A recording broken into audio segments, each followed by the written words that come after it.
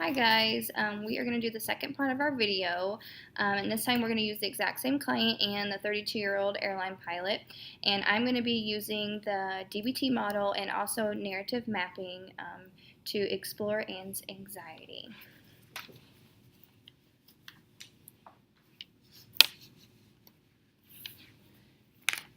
Hi Anne! Hi. It's good to see you again. All right. Well, I don't know if you remember, but last session we kind of did the assessment and did a big overview of your history and social history, medical history, all that good stuff. So now that we're in our second session, we need to start addressing why you came here in the first place.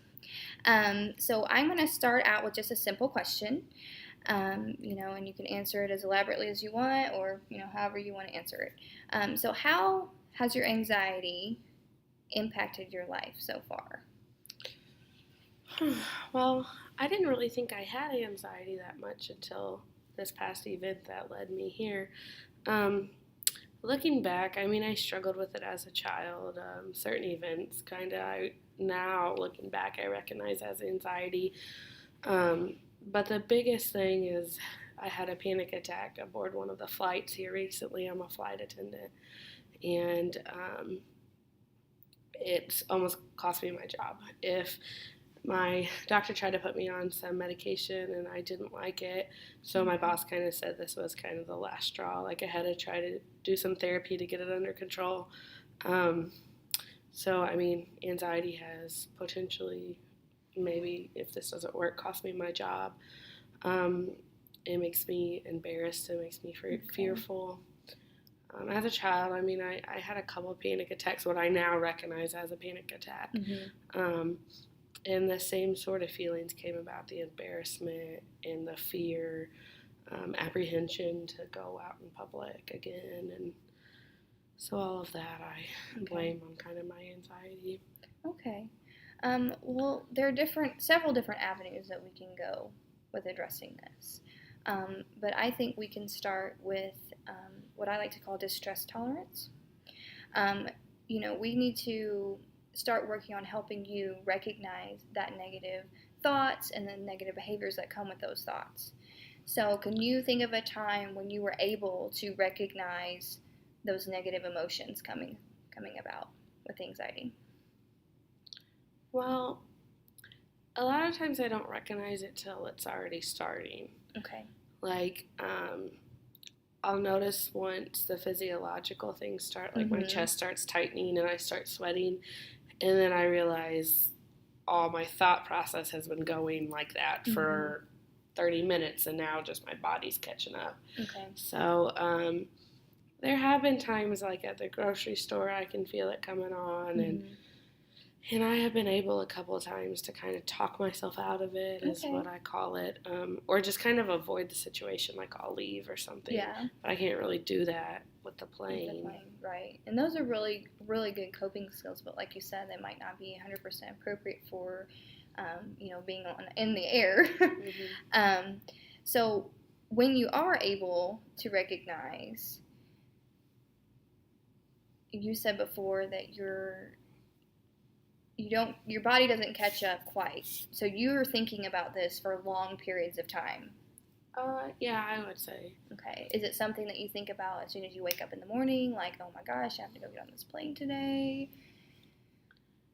Yeah. When is it?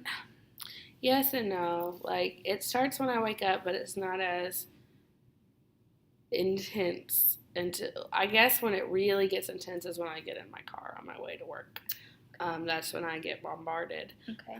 It's there, like when I'm showering and brush my teeth and stuff. It's like a little in the back of my head. But when it gets really loud and really intense is when I'm driving to work. Okay. Well, one awesome thing about distress tolerance and learning this skill is, first of all, you were able to identify when you started feeling the most, and that's when you're in the car.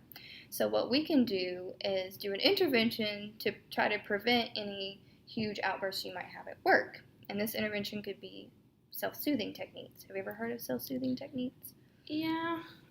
Like sometimes like with music and stuff I've heard, or like Someone mentioned it when I was a kid, like to do things like bubble baths and stuff like that, but I can't really do that in the car. So. Right, of course. Well, I would encourage, both of us to kind of explore together some different self-soothing techniques that you can use, when you wake up in the morning. That could be listening to, your favorite radio station, or even like relaxing classical type music, kind of whatever your preference is. And then you can continue listening to that music as long as it's relaxing to you on your way to work. And I don't know what they allow you to, listen to your iPod or anything like that, but that's something that, you could try to kind of help lower your anxiety. And another method that we like to use is called mindfulness. Have you ever heard of that before? Mm-mm. Well, mindfulness is very interesting because it gives you the ability to be in the moment right then. You're not focusing on the future. You're not focusing on the past. You're just really just being you in that moment. Being able to identify, okay, right now I'm feeling anxious. My heart's beating really fast. I'm sweating, but it's okay. It's okay to feel that way. Just being able to repeat that in your head, before you flight that, get on board for the plane might be very helpful for you as well. Do you think that's something you might be able to try? Yeah. Yeah. And we can explore that more in some later sessions. This is just second session. I don't want to bombard you with a bunch of things, but I do want you to know that it's definitely not the end for you. Absolutely, absolutely. And then another technique we like to use is emotional regulation. And basically what that is being able to identify the emotion, which you have, obviously, because you're here, and not just identifying it, but actually labeling it and calling it what it is. You're anxious. And then another area of that is identifying what's going to get in your way to reduce the anxiety. Can you identify any things that might prohibit you from being able to control the emotion? Well, I know you mentioned like listen to my headphones and stuff like that, and I think that's a really good idea, but I know like when we board and when we land, like those are two times that I wouldn't be able to do that, and especially when we board is a time that my anxiety really skyrockets. So I might need to find like something else to do at that time. And just if I'm not capable of doing some of these things, Well, I don't want you to kind of get on this narrow path. There's a wide horizon out there, and there are so many different things that we can try to help you. And I know you don't like the medicine, so a lot of times, doing these therapeutic exercises with yourself, because you're only in therapy so much. But utilizing this stuff when you're out, in the airport.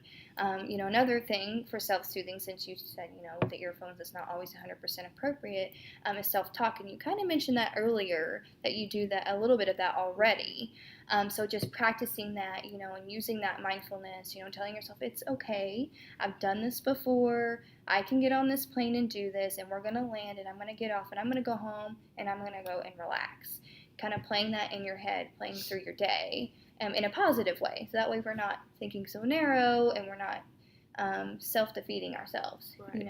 That this can be a very positive thing for you to be here and kind of learn about anxiety and where it's going to take you. So do you have anything you'd like to... Well, I know, like, I'm really close to my mom, and I know she's always like, well, why don't you call me, and why don't you call me? What do you feel? Do you feel like that would make me more anxious? Or? Absolutely not, and I'm so glad that you brought that up. Calling someone and telling them, I'm feeling anxious right now, I'm not feeling well, I feel like I might have a panic attack, is 100% a positive thing, because you're getting that out, you're identifying, you're labeling, you're recognizing, and using all these skills that we just talked about, but you're able to vocalize it and get it out to someone who might understand. And I understand you can't do that with your employer or your coworkers because of, your job. But, if you're close to your mom, absolutely pick up the phone and call and express kind of what's going on, and I'm sure she would be supportive. I mean, if you felt comfortable talking to her, that would be a great idea. Great idea. Yeah, because I think she's the only one. Like, I've tried it with my sister before, and she's just kind of negative about it. So I feel like my mom is just a person that's she'll just kind of listen and not give me advice or berate me or, just like what you're saying, like she'll just listen and affirm and that's, so I thought, but I thought I'd ask you and see what you thought. Yeah, absolutely. And anytime you have like an idea or something that you want to contribute to therapy, because it's your therapy, not mine, absolutely do that, because that's very important. So I want you involved in this as much as possible. Another thing too, another point I wanted to make is that, the anxiety, you are not the problem.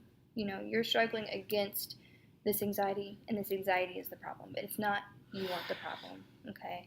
And a lot of people have anxiety. I'm not to minimize your anxiety, but it's something that people have gotten over, and I know that we can be very successful if we, and these techniques might not work at all. We'll just try a different direction with it, and I think if you use the self-soothing, the self-talk, kind of going through your day in a positive way, I'm going to get up in the morning, take my shower, I'm going to get dressed, then I'm going to get in my car, and I'm going to listen to my soothing music, and then I'm going to go to work, and I'm going to, get my things together, and I'm going to board the plane, and everything's going to be fine, and I'm going to get off the plane, I'm going to go home, and I'm going to relax. Kind of walking through your day in a positive way, instead of putting yourself in that self-defeat, walking through your day in a positive way in your head when you get up in the morning is usually helpful too. So. Do you think there's anything I should do before we meet next week? Because I know all these things, and I'm going to try to use them, but is there anything that I should definitely do before the next time we meet?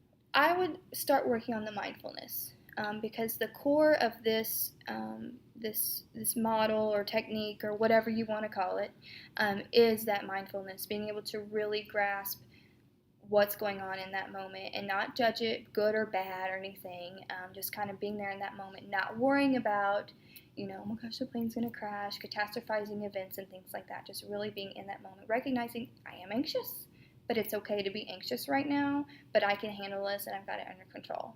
I think really starting to practice that mindfulness, because if we can grasp that, then a lot of the stress tolerance and the emotional regulation is going to almost come naturally. So that's what I would definitely start working on. So it was good to see you again, and do not hesitate to contact the office if there's anything that you need between now and the next session. Okay. Okay. Thank you. Thank you.